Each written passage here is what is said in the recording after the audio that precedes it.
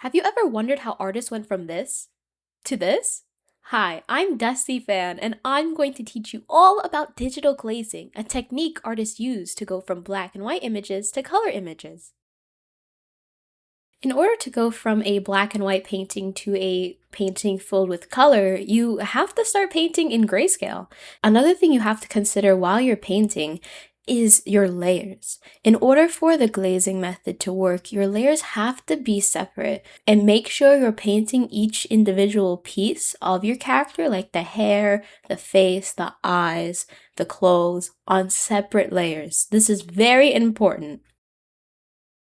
Now, if you're wondering why I'm mentioning separating your layers again, it's because I forgot in this piece. So I had to go back and separate every single piece that I forgot. So here's your second reminder. If you really want to digitally glaze your art, please separate your layers, especially the eye whites, the eyeball, and the lashes. Okay, please do that.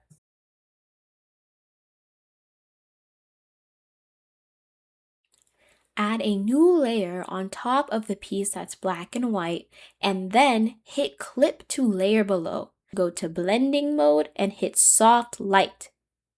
This is very important to repeat for every single layer that you have separated.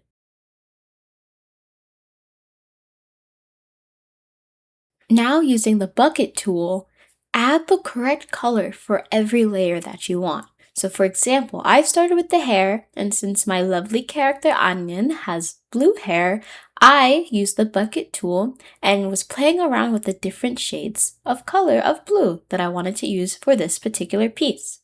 This is a step that you'll have to repeat for every layer, for the skin, for the clothes, for the eyeballs, for every single piece that you separated. So make sure your layers are separated, please! Because you can see right here, I forgot to separate the eyelashes of the right eye, and so that threw me back a little, but I was able to go back and finish the coloring. But yes, please separate your layers. This is so important. Now that you have all of your layers colored, you might be wondering, why does my piece look so dull? This is where we fix that. Make sure to add a bunch of blending layers. So you can add a layer using the multiply function, color burn function, linear burn function, glow add function. Literally add as many blending layers as you want. For this piece, I was going for a more dark and moody style. So I started off really dark with a blue multiply layer, and then I added some glow. And so play around with your blending layers and add as many as you want. It will help to make your art a little more vibrant, but this isn't the final step.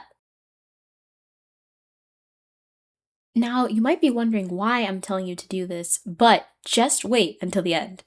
First, export the semi-finished piece into your photo library. Then import it back in.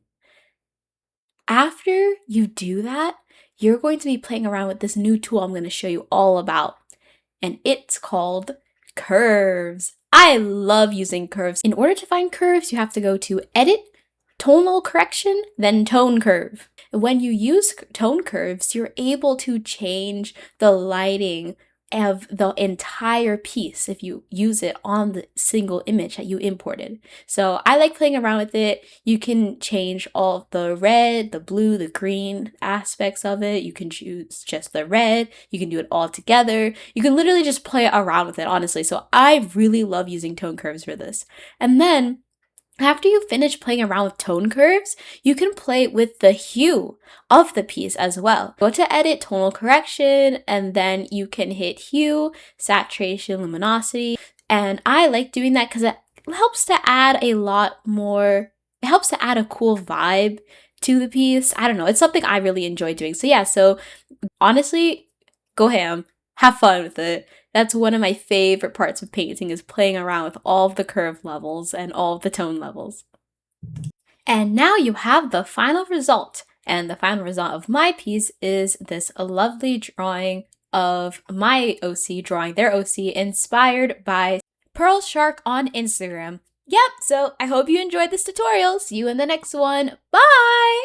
And if you don't want to do all of that, you can just commission me. Right now, my commissions are open where I have many different options. And one of the options is a really cool animated GIF of whatever character you want within my terms of service.